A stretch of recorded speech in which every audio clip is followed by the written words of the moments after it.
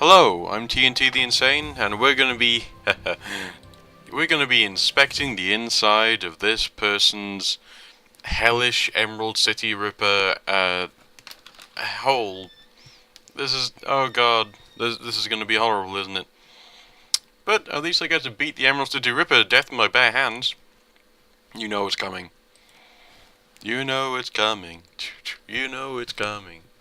He only had himself to blame. And he does, really. I mean, he's going around killing people. Pretty sure that puts blame on him. Why is that only half cover? You'd think that'd be full cover. It's 3. Why do I have 3 movements? My god, have I done so many good things that, like, I get 3 movements to beat people around with? Another intercom crackles at your elbow. One solid blow would offer a few moments of blessed silence, but there is a rare chance to get a word in on the good doctor, who greets you with more of his chittering laughter. You are a persistent one, a fine specimen indeed. We both know how this ends, so let's get to it already. How much longer are you gonna hide, Doc? Why don't we settle this face to face, friend? How much longer are you gonna hide, Doc? Hide? Nothing of the sort. I am simply in observation, and what I have next in store should prove most illuminating. Pietzel, subdue them! This is going to be the metal troll, isn't it? Old surgeon, hired mage. Whoa, there you are, Pietzel. Let's, I want to take out the mage first, honestly.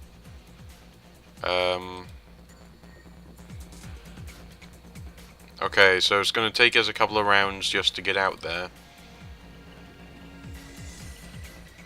But yeah. Okay, oh, Shannon Half-Sky has the chance to prove that she can summon things from the other plane. Oh god, look at you. You're messed up, aren't you?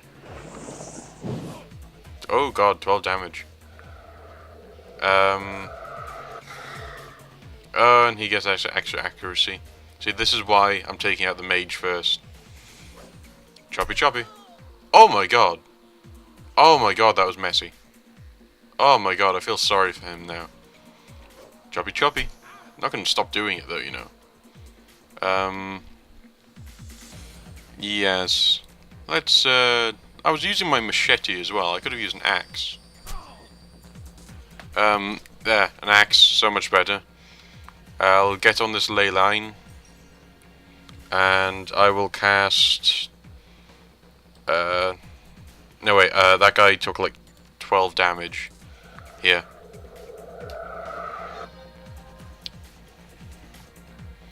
And we'll switch on his machines. Let's see, 70% chance. We'll move here to increase our chance, and shoot him. Oh dear, that didn't do so well. Let's see. Okay, new one on, and this is the doc drone as well, so it can heal people, which is useful. But I wanna, yeah, I wanna do as much damage to this. It's ugly. Oh. That's not even a troll anymore.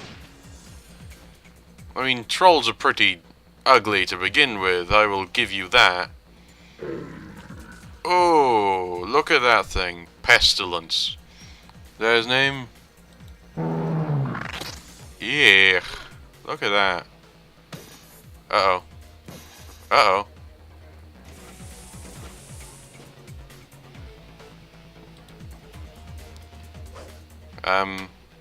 Missed? How can I miss? Oh, maybe it's like, it's reduced accuracy because I only have a certain amount of distance, you know. I swear all of these things that they can do here are, like, all the things she can do are area of effect, and rather horrible for me, sort of thing. Here, we'll will up your chance to hit.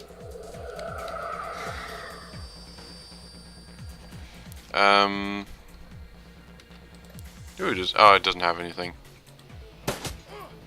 14 damage. 14 damage. That pestilence thing is still like, oh my god, for me. Standing right next to the exploding one. Yes. So extra accuracy. Let's hit with the mana bolt. And then shoot him in the face. Oh, yes. Oh! It escaped. That's not good. Oh god. Hit two of them at the same time. You know what? I do not like people hitting my friends! I will continue to smack you. Yes! Defeated Pietzel. With my bare hands. That's more literal than perhaps most people say, because it was literally my bare hands. I will heal... I'll heal Lady Eldritch, because she's going to be going in there with handy hands. Can I put more armor on her? Yes, my dear Lady Eldritch. Can I take a shot at you yet? No. Let's get into position over here. This place seems like a... I don't know, it's very evil and dark, and what is that? Okay, let's go over here with you. So he's flanked by robots. I wish I could summon Pestilence. Is it only like one per mission or one per like floor? Because it would have been really cool if I'd been able to summon a couple more. Can't you do anything right, Pietzel? Oh god, it's acid.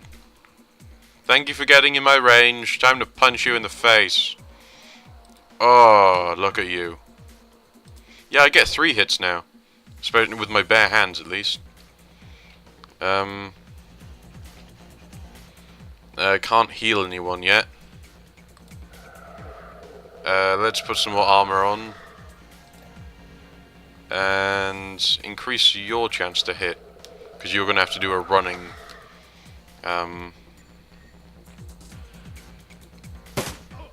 Oh, God. Robot shot in the spine. Oh, I thought that was just going to weaken him. That killed him outright.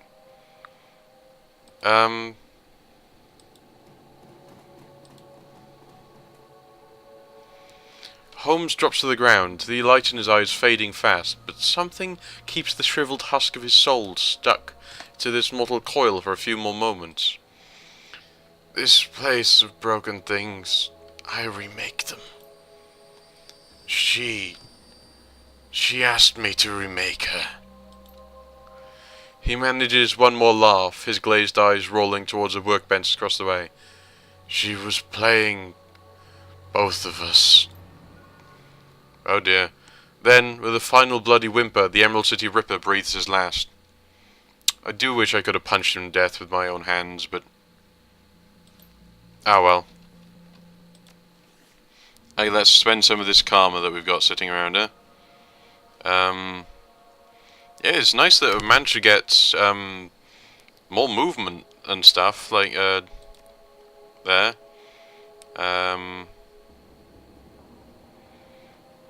Yeah, we got quite a bit more. Yeah, quite a bit more movement, which allows us to like punch more people, which we were kind of missing, to be honest. Like, we'd go up and we'd go aha and try and punch them, and like we get 2 hits in, slightly weaker. But now we have 3. Let's go in here because this looks filthy. I want to kind of go into that door because that looks horrible. Like some of these just ugh. But yeah, let's go to the one thing it's telling us to go to. Holmes's workbench falls somewhere between coroner's slab and medieval torture device. It is decorated in many colours of death and littered with the instruments of that trade. To one side there is a leather-bound journal stuffed with uneven pages. The other is a pox sack, its small screen still glowing beneath the bench. Still glowing. Beneath the bench is a rolled sheaf of papers held close with a tied length of surgical tubing. I don't know if this is coming through or not, but I swear I'm getting feedback right now from all of this. Effectively, I don't know. I hope it's not coming through in the audio. If it is, think of it as sort of like it just is setting the feel of the place. Thing is, for all I know, it could just be setting the feel of the place. Because I have this turned down incredibly low. But yeah, sorry. Investigate the workspace. The bench has clearly played host to numerous bodies over its lifetime. It includes limb restraints as well as skeletal traction mechanisms. At this table, Holmes likely dismembered bodies, or quite possibly put them back together. The tackiness of the blood suggests it has been used relatively recently. Skim the journal. Leafing through the pages, you find few intelligible entries. Holmes may not have been a real doctor, but his handwriting certainly fits a stereotype.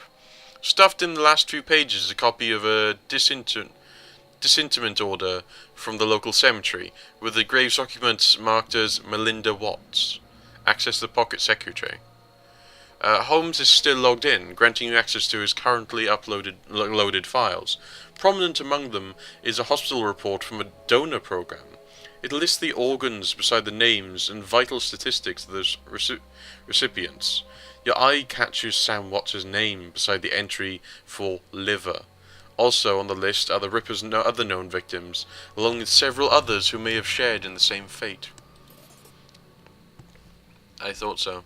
There is also a large sum of Newen, which can easily be transferred to your account. Oh, thank you. Examine the rolled sheet of paper.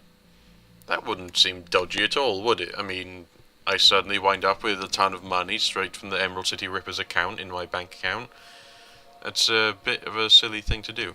But unfurling the large sheet of paper, you discover a diagram of the human female form, rendered to an impressive level of detail.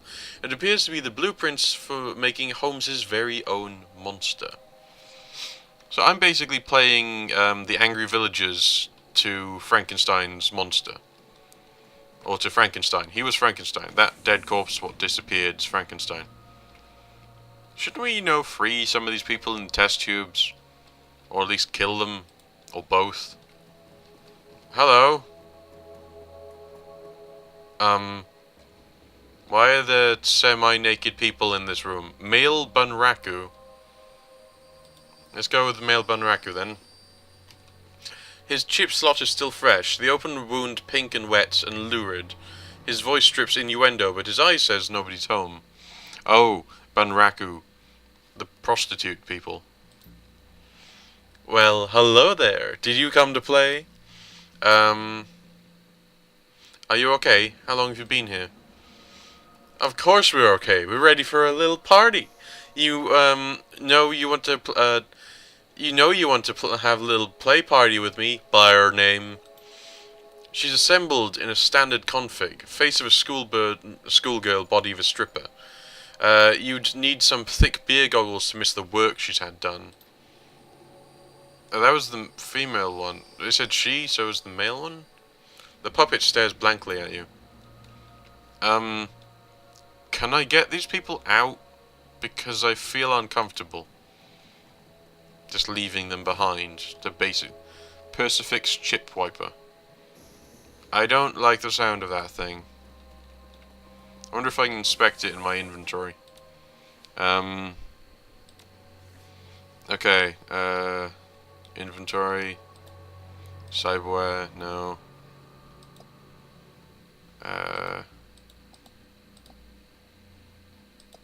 You can fix your bots, I just realized.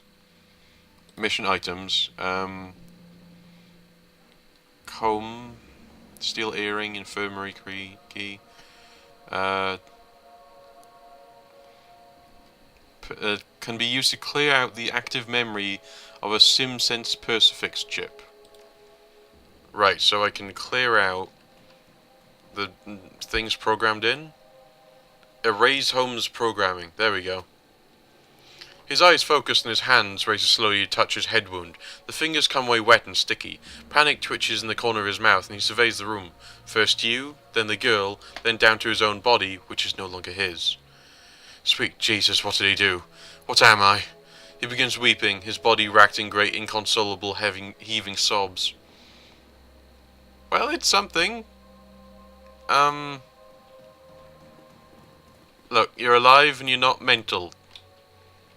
I kind of feel guilty doing that now. But it's better than what would have awaited him if we'd left him. Oh god, these are like...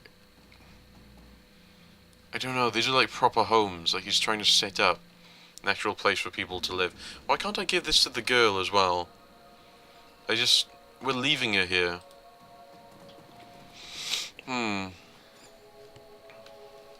As you approach the exit, you realise that Shannon lingers quite a few steps behind. Looking back, you see she is half-turned, looking pensively towards the horror show in Holmes' lab. Finally, feeling your eyes on her, she faces you and raises her head in a proud, almost defiant manner. We have done much good here tonight. We have removed 2 vile creatures from this world, and so ended a growing shadow they cast upon the city. I don't think the shadow stopped. Our paths crossed and joined, and we did this thing together, but now here, our paths must divide. You saw what I saw. This isn't over yet. No, it won't be over for some time to come. A distant cry of pain echoes down from somewhere above. The young shaman pauses to listen to the tortured sound. There is still more work to be done, for both of us. That must be done, but what must be done differs. For each of us. I came here to find justice for my brother, and that has been done. His spirit can now find rest, and there are other victims of the Ripper, both alive and dead, who still struggle to be at peace. Many of them are here in this place, filling the halls with their torment. I cannot leave them behind. But the spirits have something else in store for you, a different path. We must finish what you've begun. You must confront the first evil that fostered the one we have just ended. You realize most of the poor bastards in this place won't appreciate your effort, right? I do not do it for their gratitude, but because it is a mercy I can offer. Because it is a mercy I can offer. Because of you, my brother's killer has met swift justice, and justice of the only sort such a man's Holmes deserved. Death. I will now set to the task of healing those he has left behind. For every madman we faced here tonight, there are a dozen innocent souls, crying out in need. The spirits of the departed will also need help in passing, or else I fear they may become like those we met in the hangar. They all deserve my help. And what about Lone Star? They can't be far behind. When they enter that room back there, I will have no thoughts other than the thoughts of promotion. With a Ripper in hand, my brother will be forgotten. They will have no thoughts other than thoughts of promotion. With the Ripper in hand, my brother will be forgotten, along with the other victims. But so too will I. They will not be a problem. Whether that's true or not, Shannon's confidence and very presence seems capable of making it true. Good luck to you, Lady Eldritch. I hope you can find the same justice for your friend that I found for my brother.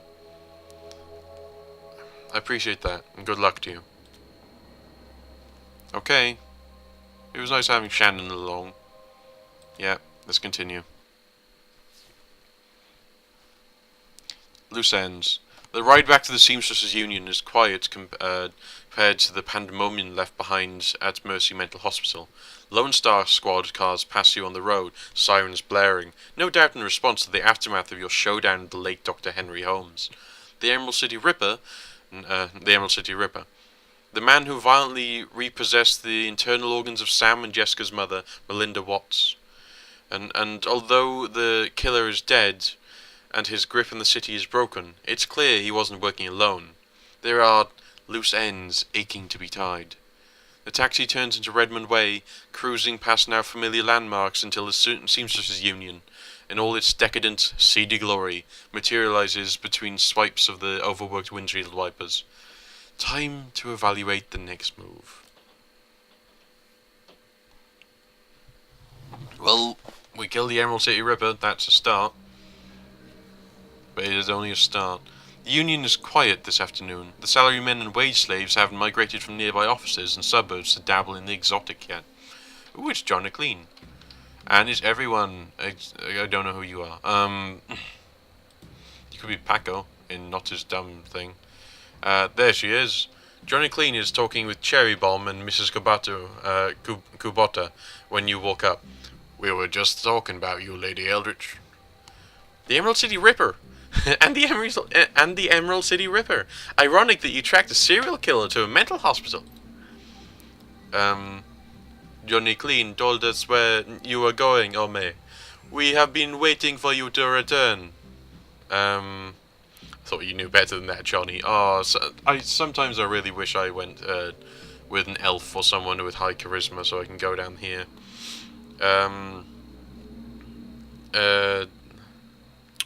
You seem pretty interested. I'll be polite. Of course we're interested. We each have our reasons for wanting the killer found. Sam was a regular here, and his loss has been felt, regardless of his shortcomings. The whole sprawl has been shaken by these killings as well. The randomness of them. No one knows if they will be next or what the killer might take from them. I admit that the killings have hampered business as well. I am sorry, but it is true. It does not help that Sam's body was found down the street from here. Even my regular customers have been loath to venture out with a killer on the loose. Now tell us, Ome, did you find the person responsible for the Ripper murders? Not exactly. I got the bastard who was wielding the scalpel, but whoever's pulling the strings is still out there. Somebody's pulling the strings of a serial killer? This sounds more complicated than I suspected. It is. The head of the asylum was killing specific people to harvest specific body parts. All of the transplanted organs came from the same donor, Melinda Watts, Sam's mother. It looked like he was putting her back together, or, oh yeah, the whole thing was a Frankenstein job. The Ripper was harvesting body parts to reassemble Sam's mother, Melinda. All the victims had transplanted organs, her organs, and the Ripper was taking them back. Let's go with the first one. I'd sound some more professional. The three is silent as the news sinks in.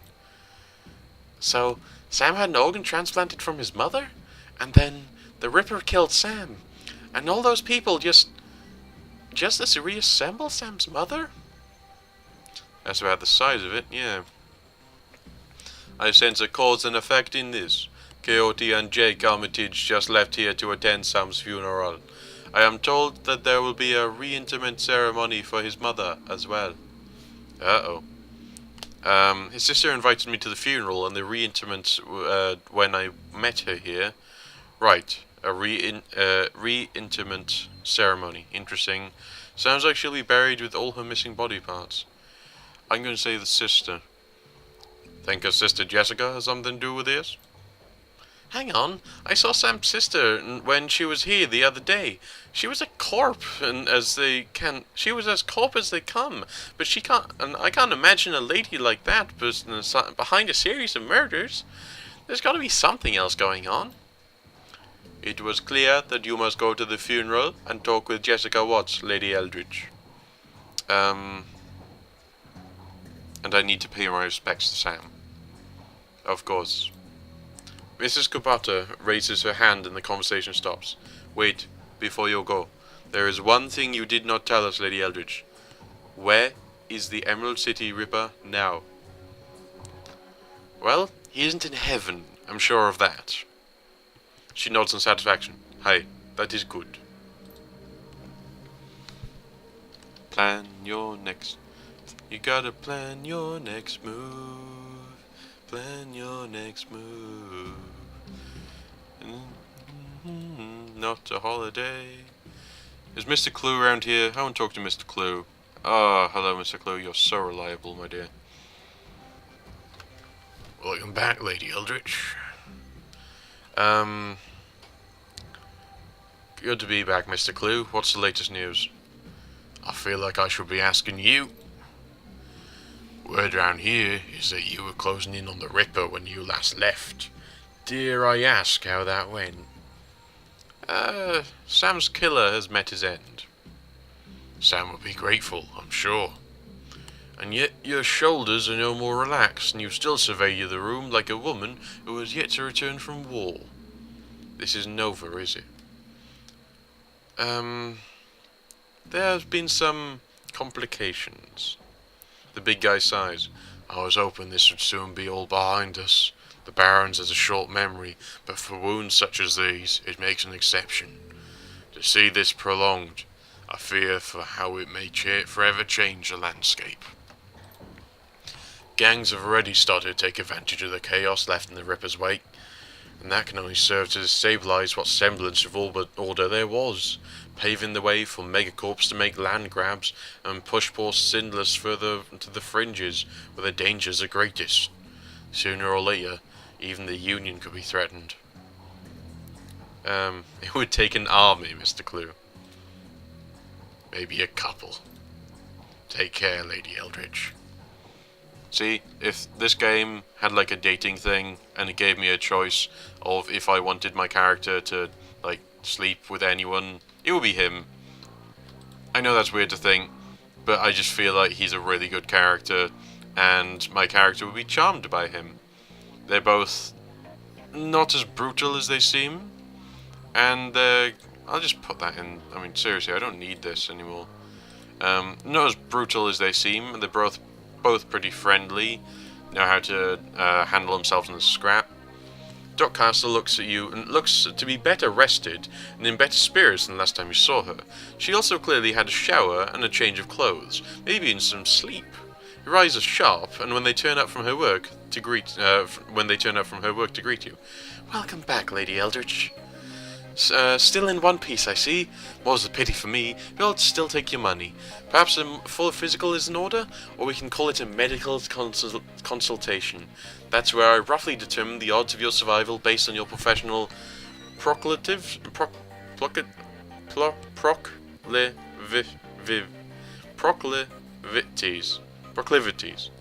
It comes with a lollipop. Lollipop. I'll have that. So what'll it be?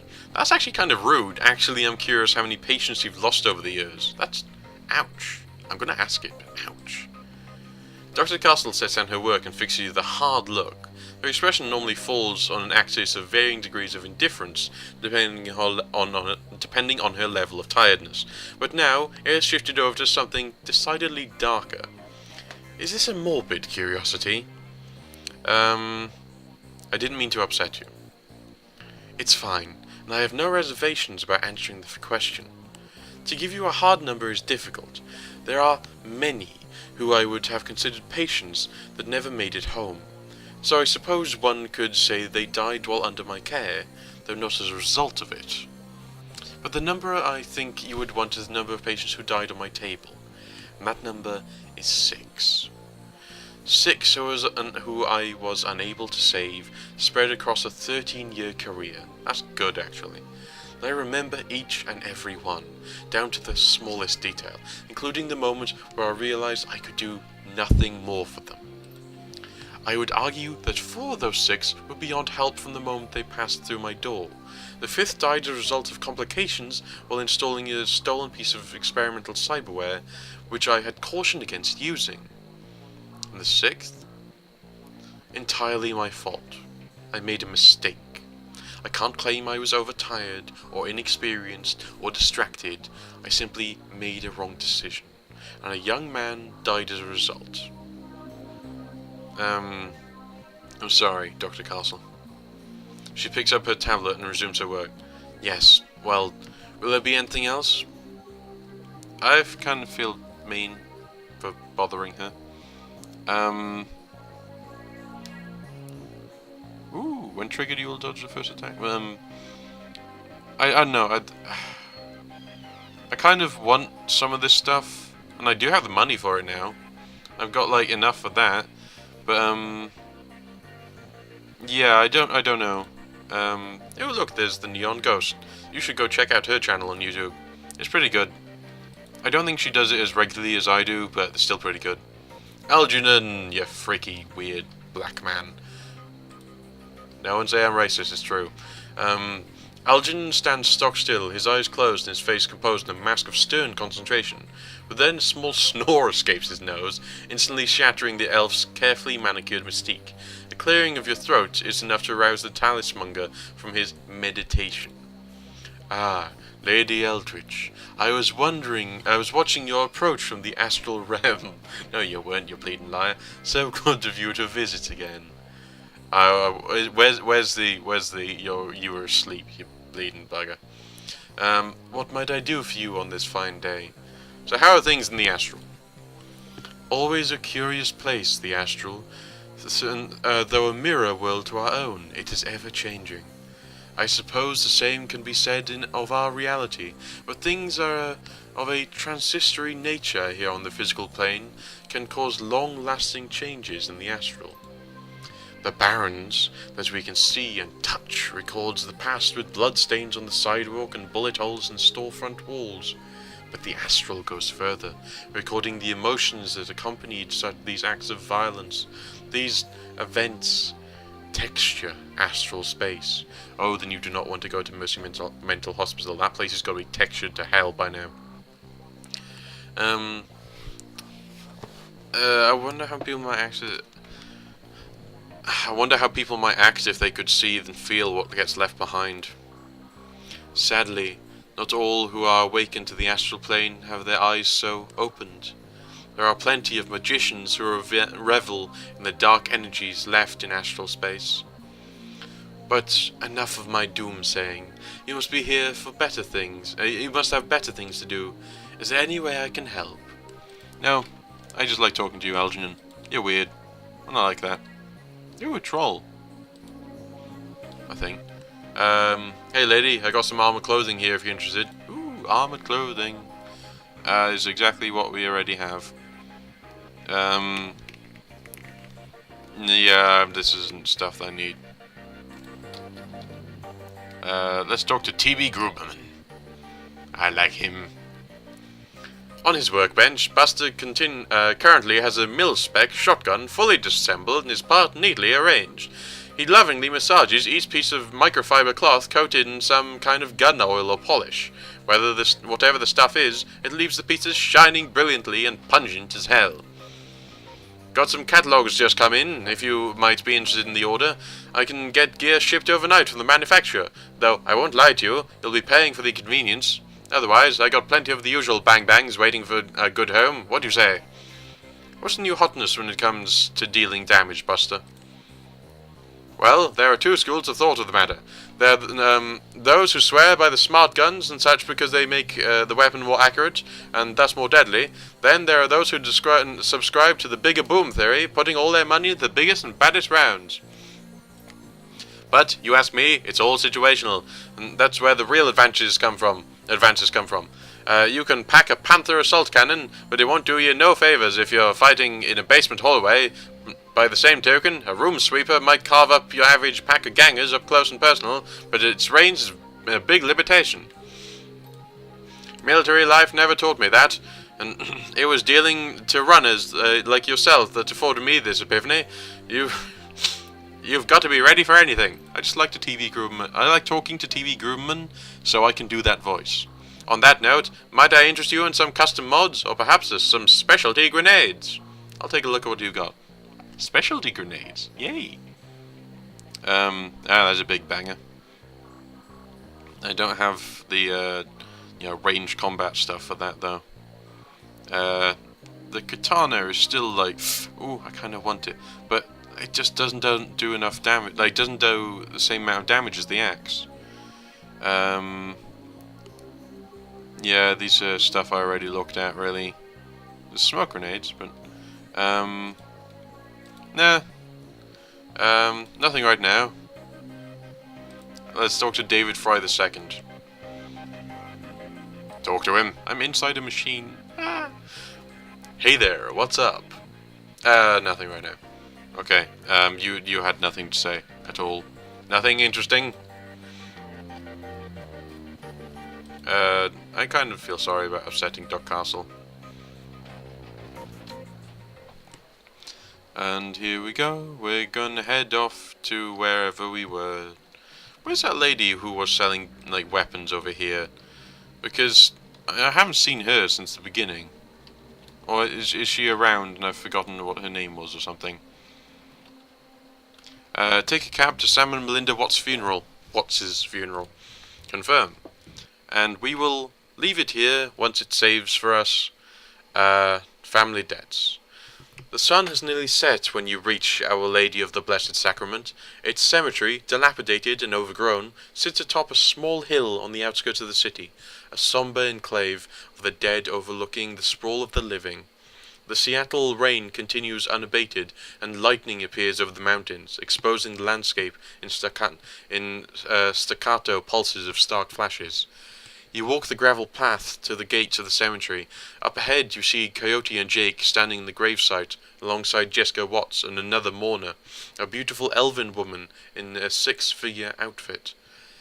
Whatever Dr. Holmes was up to at Mercy Mental Hospital, the answers lie here, with the reiterated body of Melinda Watts, the recently deceased body of Sam Watts, and with those attending them at this ceremony. Let's go in. Oh dear, we have to stock up. Then let's...